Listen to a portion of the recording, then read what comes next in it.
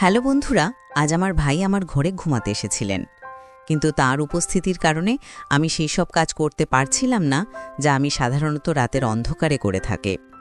এসব কাজে আমি প্রচুর প্রশান্তি পাই, কিন্তু আমি কি জানতাম যে আজ রাতে এমন কিছু ঘটবে যার কারণে আমি ঘামে ভিটে যাব।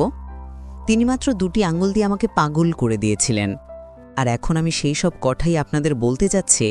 আমার নাম কবিতা, আমার বয়স 30 বছর এবং আমি এখনও অবিবাহিত। আমি এখনও বিয়ে করিনি এবং ভাবছিলাম যে হয়তো কখনোই বিয়ে করব না। একবার প্রেমে ধোঁকা খেয়েছিলাম এবং সেই দিনই আমি প্রেম করা ছেড়ে দিয়েছিলাম, কারণ আমি ঠিক করে নিয়েছিলাম যে আর কখনোই কোনো ছেলের ফাঁদে পড়ব না। এই কারণেই আমি বিয়ে করিনি। আমি একটি কলেজে অধ্যাপক, একজন ভারতীয় মেয়ে, সুন্দর, শিক্ষিত এবং স্মার্টও বটে। আমার শরীর ও মনে আধুনিকতার ছোঁয়া লেগেছে, কিন্তু গত রাতে আমার ভাইয়ের সাথে যা ঘটেছে তারপর থেকে অনেক কিছু বদলে গেছে এবং আমার চিন্তা ভাবনাও বদলে গেছে। এখন আমার মনে হচ্ছে যে যদি কোনো ভালো ছেলে পাওয়া যায় তাহলে বিয়ে করে ফেলা উচিত। গত রাতের কথা বলি। আমার ভাই, যার বয়স 40 বছর, তিনি সেনাবাহিনীতে কাজ করেন, আর আমার ভাবির মৃত্যু হয়েছে সম্প্রতি একটি বাস দুর্ঘটনায়। রাতের বেলা আমরা খাবার খেয়ে কিছুক্ষণ টিভি দেখছিলাম, তারপর আমি আর ভাই ছাদে হাঁটতে গেলাম। ভাই গ্রাউন্ড ফ্লোরে ঘুমান আর আমি ফার্স্ট ফ্লোরে আমার পাশের ঘরে আমার ছোট ভাই ঘুমায়। রাত প্রায় 1টার দিকে আমরা দুজন নিচে নেমে এলাম। তখন ভাই আমার ঘরে এসে বললেন, কবিতা, এখনও ঘুম আসছে না, চলো গল্প করি। আমরা দুজন বিছানায় শুয়ে গল্প করতে লাগলাম। মাঝে মাঝে ভাই তার মোবাইলে গেম খেলছিলেন আর আমি আমার মোবাইলে লোকেদের স্ট্যাটাস দেখছিলাম। এমন সময় জোরে বৃষ্টি শুরু হয়ে গেল আর হালকা ঠান্ডা বাতাসও বইতে লাগলো, যা আমরা দুজনেই খুব পছন্দ করি। দেরাদুনের হাওয়া তো এমনিতেই ভালো। কিছুক্ষণ পর ভাই ঘুমাতে শুরু করলেন। আমি বললাম, ভাই, আপনি আপনার ঘরে জানুন, আপনার ঘুম পাচ্ছে। ভাই নাখুশ হয়ে বললেন, কবিতা, আমাকে বিরক্ত করো না প্লিজ। এ কথা বলে তিনি চোখ বন্ধ করে 2 মিনিটের মধ্যে গভীর ঘুমে চলে গেলেন। আমি উঠে বাথরুমে গিয়ে আমার জামা কাপড় বদলে নিলাম, কারণ আটোসার জামায় আমার ঘুম আসে না। তারপর আমি ফিরে এসে বিছানায় শুয়ে মোবাইলে গল্প পড়তে লাগলাম। এই দিনগুলোতে আমি অনেক ভালো গল্প পড়তে পারছিলাম। আমার ভাই ঘুমিয়ে পড়েছিলেন আর আমি সেই সব কাজ করতে পারছিলাম না যা আমি সাধারণত রাতের অন্ধকারে একা ঘুমানোর সময় করে থাকি। কিন্তু আজ ভাইয়ের কারণে আমি বেশি কিছু করতে পারছিলাম না, তাই মোবাইল রেখে ঘুমানোর চেষ্টা করলাম। কিন্তু গল্পের চিন্তা আমার মাথায় ঘুরপাক খাচ্ছিল আর ঘুম আমার থেকে দূরে সরে যাচ্ছিল। রাত গভীর হতে লাগলে আর আমার মনে এক অদ্ভুত অস্থিরতা বাসা বাঁধতে লাগলো। ঘুম তো ছিলই না, আর মাথায় সেই গল্পই চলছিল যা আমি ঘুমানোর আগে পড়েছিলাম। সেই গল্পটি আমার ভেতরে এক অদ্ভুত আলোড়ন তুলে দিয়েছিল আর আমি নিজেকে শান্ত করতে পারছিলাম না। ভাই পাশেই ঘুমাচ্ছিলেন আর তার নাক ডাকার শব্দ আমাকে আরও বেশি বিভ্রান্ত করে তুলছিল। যদি তিনি সেখানে না থাকতেন তাহলে হয়তো আমি নিজেকে সেই গল্পের অংশ বানিয়ে নিতাম আর সেই সব কাজ করতাম যা আমাকে রাতের অন্ধকারে একা ঘুমানোর সময় করতে ভালো লাগে। কিন্তু আজকের রাতটা ছিল একটু আলাদা। আমি আমার নিজের চিন্তায় ডুবে গিয়েছিলাম। এমন সময় হঠাৎ ভাই পাশ ফিরলেন আর সোজা হয়ে বসালেন। আমার চোখ অজান্তেই সেই দিকে চলে গেল আর আমি যা দেখলাম তাতে আমার পাতলায় মাটি সরে গেল। ভাই খুব পাতলা ধুতি পরেছিলেন আর তার কারণে এমন কিছু দেখা যাচ্ছিল যা দেখে আমার লজ্জা করে গেল। আমার অবস্থা আরও জটিল হয়ে গেল। লজ্জা তো দূরের কথা, আমি আমার চোখ তার দিক থেকে সরাতেই পারছিলাম না। মনে এক অদ্ভুত অস্থিরতা চলছিল। একদিকে আমি নিজেকে নিয়ন্ত্রণে রাখার চেষ্টা করছিলাম আর অন্যদিকে আমার ভেতরের অস্থিরতা বেড়েই চলছিল। সত্যি বলতে কি, এখন আর আমি সহ্য করতে পারছিলাম না। প্রতি মুহূর্তে মনে হচ্ছিল যে যদি আমি নিজেকে নিয়ন্ত্রণে না রাখি তাহলে কিছুই হতে পারে, আর এই অবস্থা থেকে বেরিয়ে আসা আমার পক্ষে অসম্ভব হয়ে যাবে। আমার হৃদস্পন্দন বেড়ে গেল আর মনে ভয় ঢুকে গেল যে যদি কিছু ভুল হয়ে যায় তাহলে ভাই আমার সম্পর্কে কি ভাববেন। ভাইদের চোখে আমি কেমন দেখাবো, এই প্রশ্নগুলো আমাকে আরও বেশি অস্থির করে তুলছিল। কিন্তু অন্যদিকে আমার মনে এক গভীর ইচ্ছাও ছিল যা আমাকে বারবার সেই দিকে টানছিল, যেন আমি যা ভাবছি তা পূর্ণ করে ফেলি। আমার ভেতরের দ্বন্দ্ব এখন চরমে পৌঁছেছে। প্রতি মুহূর্তে আমি নিজের সাথে লড়াই করছিলাম, কিন্তু কোথাও যেন মনের সেই পুরনো গল্প আবার উঁকি দিচ্ছিল, আর তার কারণেই আমার ইচ্ছা আরও বেড়ে যাচ্ছিল। এখন প্রশ্ন ছিল, আমি কি ভাইকে এই ঝড় থেকে বাঁচাতে পারবো, নাকি ভাই আমাকে তার কবজায় নিয়ে নেবেন। রাতের পরিবেশ আগে থেকেই অদ্ভুত ছিল, আর তার উপর ভাই ফোন বেজে উঠল। সম্ভবত কেউ তাকে মেসেজ করেছিল, আর ফোনটা আমার পাশেই রাখা ছিল কারণ ভাইটাকে চার্জে লাগিয়ে রেখেছিলেন ঘুমানোর আগে।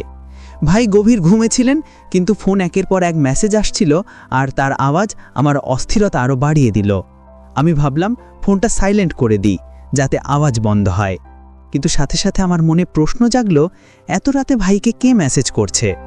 আমি ভাইয়ের ফোনের পাসওয়ার্ড জানতাম, তাই কোনো দ্বিধা না করেই তার ফোন চেক করলাম।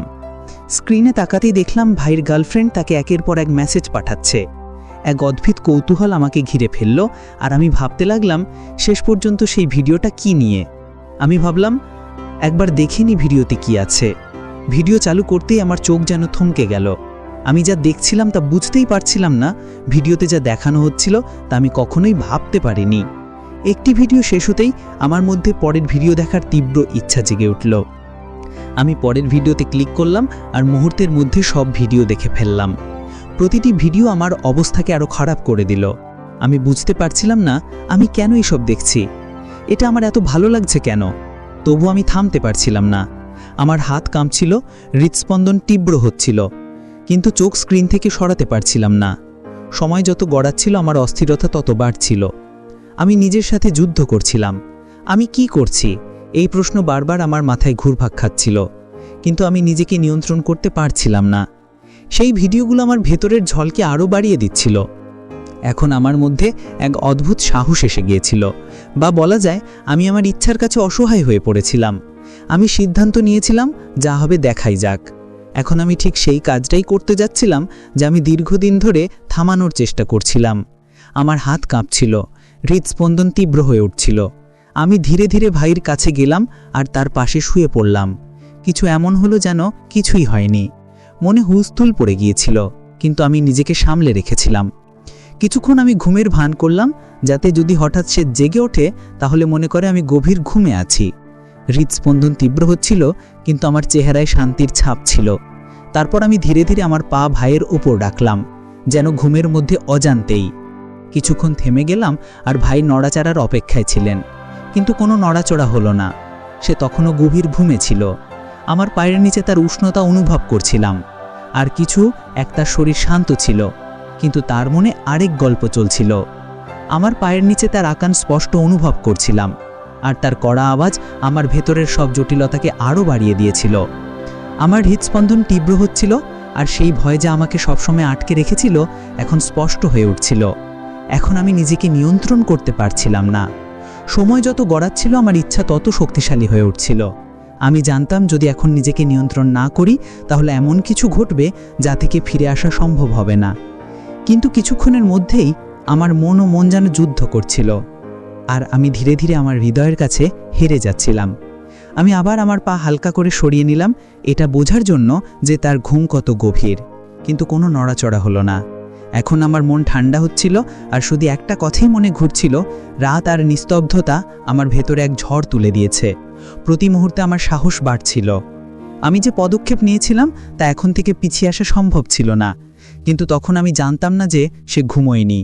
আসলে সে গভীর ঘুমে ছিল না, বরং শুরু থেকেই ঘুমের ভান করছিল। আমার প্রতি পদক্ষেপ সে আগে থেকেই জানতেন। আমি যা অনিচ্ছাকৃতভাবে করেছিলাম তা ভাই ইচ্ছাকৃতভাবে দেখছিলেন। সম্ভবত আমাকে শাস্তি দেবার জন্যই ভাই চুপচাপ শুয়েছিলেন। আমি একেবারেই জানতাম না যে তার চোখ বন্ধ থাকলেও তার মস্তিষ্ক পুরোপুরি জাগ্রত ছিল। আমার হৃদয় টানাপোড়ন চলছিল, কিন্তু ভাইয়ের কোনো প্রতিক্রিয়া না দেখে আমি আরও উত্তেজিত হয়ে উঠলাম। ঠিক সেই মুহূর্তে যখন আমি আরও কিছু করতে যাচ্ছিলাম, তিনি হঠাৎ চোখ খুললেন। আমার হৃদস্পন্দন যেন থেমে গেল। চোখ খোলা মাত্রই আমি তড়িঘড়ি চোখ বন্ধ করে ঘুমের ভান করলাম, কিন্তু আমার মুখে আতঙ্ক ও অস্থিরতা স্পষ্ট ফুটে উঠছিল। আমি বুঝতে পারছিলাম নিজেকে এক ভয়ঙ্কর ফাঁদে ফেলেছি, কিন্তু যা হতে যাচ্ছিল তার জন্য আমি মোটেও প্রস্তুত ছিলাম না। তখনই ভাই আমাকে এই অবস্থায় দেখে ফেললেন। কিছু বলার আগেই তিনি কোনো লজ্জা বা দ্বিধা ছাড়াই এগিয়ে এলেন। এরপর যা ঘটল তা আমার জন্য এক গভীর আঘাতের চেয়ে কম নয়। টানা 4 ঘন্টা ধরে তিনি আমার সাথে এমন কিছু করলেন যা আমি কখনো ভুলতে পারবো না। সেই মুহূর্তগুলো আমার পুরো বিশ্বটাকেই বদলে দিয়েছে। কিন্তু এই গল্পের শেষ এখানে নয়। ওই 4 ঘন্টায় যা ঘটেছিল তার সম্পূর্ণ সত্যতা আমি আপনাদের পরের পর্বে বলবো। যদি জানতে চান কি ঘটেছিল তবে আমার চ্যানেল সাবস্ক্রাইব করতে ভুলবেন না, যাতে এই রোমাঞ্চকর ও রহস্যময় গল্পের পরবর্তী অংশ আপনি উপভোগ করতে পারেন। আমি আপনার প্রিয় বন্ধু কবিতা। আগামীকাল আবার দেখা হবে। সে পর্যন্ত সবাইকে ধন্যবাদ।